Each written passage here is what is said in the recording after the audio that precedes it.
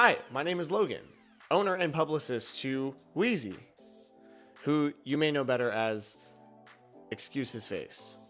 But you may have seen us on TikTok, but I wanted to start coming on here and make some longer form content and maybe give you some actual useful information instead of me just showing his parallelogram looking face over and over, which has its merits, don't get me wrong, but I thought maybe I could actually offer you a little bit of insight into what it's like to own a Wheezy or another creature of similar vibe.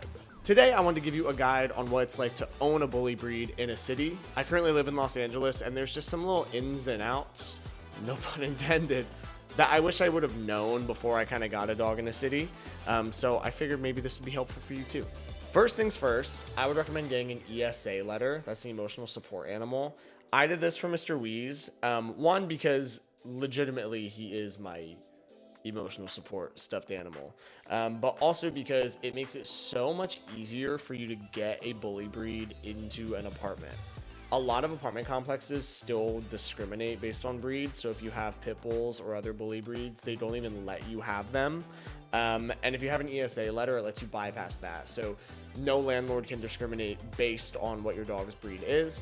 Also, an ESA letter negates any pet rent. So a lot of apartments, pretty much every single one in LA that I've seen, will charge you pet rent. But if you have an ESA letter, they cannot charge you for it. I know that there are some online sources that you can get them from. I got mine from insert online service here, no free clout. So I'm not going to tell you exactly who it was.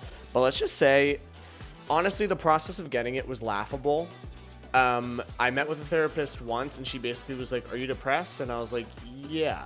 And she was like, "Okay, I'll call you in 3 weeks." And then called me again and was like, "Are you still depressed?" And I was like, "Yeah." And then she was like, "Does your dog help you?" And I was like, "Yeah." And then she was like, "Okay, I'll send your letter."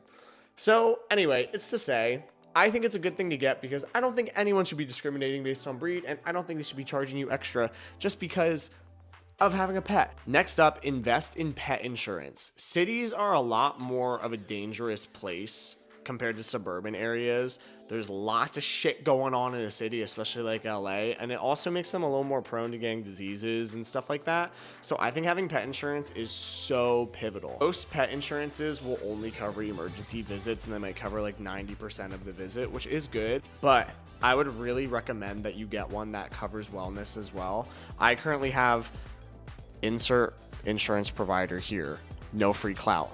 And look, Wheezy doesn't even want to talk about it either. But I have a wellness rider with this one, so I pay a little bit more per month, but they cover the wellness visits, they cover almost all of his vaccines, and if I have to take him in just because he's being weird, they usually cover at least a little bit of that too. Next up, it's really hard to keep your dog active in a city because you don't have access to lawns and backyards in the way that you do in a suburban area. So you really have to kind of devote some time to allowing them to run around. And I mean, if you have an apartment,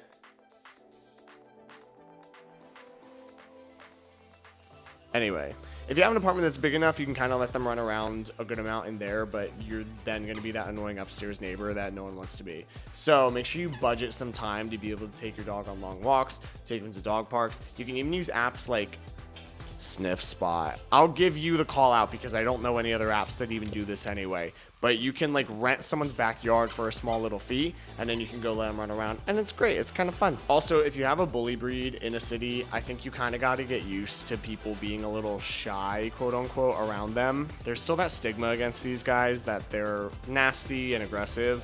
So in a city that's highly populated, you're gonna pass by a lot of people with dogs, and you can't take it personally if they kind of walk the other direction or kind of don't want their dog to talk to yours. You know, it just kind of happens. So until we can end that stigma, you gotta just be able to get a little bit of thick skin, right? Right.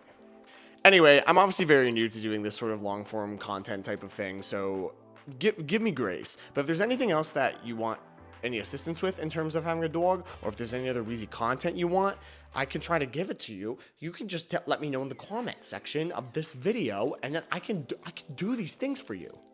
I don't really do much on my day-to-day. I don't have hobbies. So anyway, thanks for watching. Be sure to like and subscribe and all that jazz. And do you have anything to say? Hell yeah. Goodbye.